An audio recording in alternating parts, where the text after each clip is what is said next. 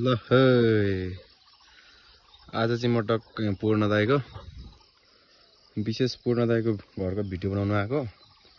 यसो घरहरू पनि हेरौँ के कस्तो छ अवस्थाहरू हैन। बिरुवाहरू पनि थियो एक दुईवटा, यसो बिरुवाहरू पनि हेर्दैछु यतातिर।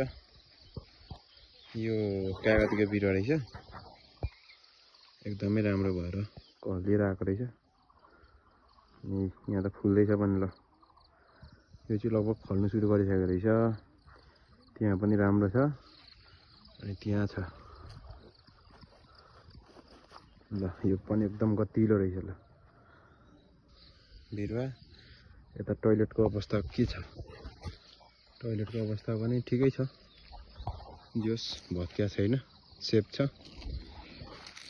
अनि यो छ बिरुवा एउटा दुईटा तीनटा चारवटा पाँचवटा, राम्रो भएछ। यहाँ रहेछ एउटा बिरुवा, त्यसपछि त्यहाँ एउटा सानो मरिसकेको रहेछ। तर यहाँ चाहिँ यो चाहिँ मरिसकेको रहेछ बिरुवा। बाँझो बारीहरू एकदमै जङ्गल भइरहेको रहेछ अवस्था हैन।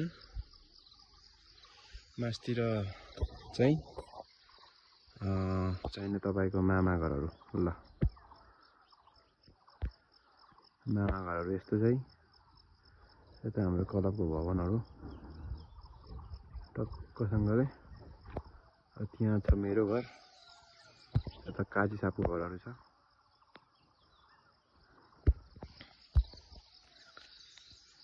यस्तो रहेछ। अहिले बिहानको टक्क 9 बजे होला सायद। एकदम मौसम चाहिँ खुलेर आकाशमा हल्का निलोहरू कुहिरोहरू देख्न सक्छौँ हामी। एकदमै मौसम यस्तो छ, सुनसान वातावरणमा चराचरुङ्गीको आवाजसँगै यतातिर घुम्नु मलाई जोस् एकदम आनन्द आइरहेछ। अब भित्र त छिर्नु सकिँदैन, टक्क बाहिरैबाट तपाईको कोठाको हालतहरू यस्तो छ है दाजु, यस्तो रहेछ। यहाँ के गर्नु है, बस्ने मान्छे नभएपछि गाह्रो छ। यहाँ पनि हेरौँ न, तपाईको लाइब्रेरीहरू यतातिर तपाईँ देख्न सक्नुहुन्छ। तपाईले बनाएको चित्रहरू छ, तपाईको फोटो पनि हैन यतातिर छ। यस्तो छ अवस्था अहिलेको। मासतिर मौरीको घारहरू छ, त्यतातिर डुँडहरू छ, तर मौरी भन्ने चाहिँ अलिकति छैन जस्तो लाग्यो मलाई। यस्तो छ है। ल यता पारी पूजन सरको घर हल्का मात्रामा देख्न सक्छु, त्यही पनि कहाँ गयो।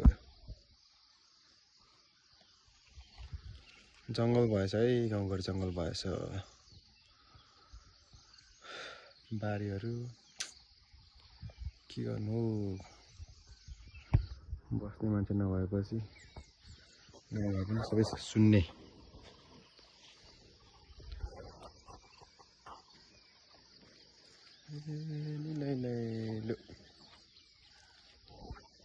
म चाहिँ यतातिर छु नि टक्कसँगले भिडियो बनाउने मान्छे।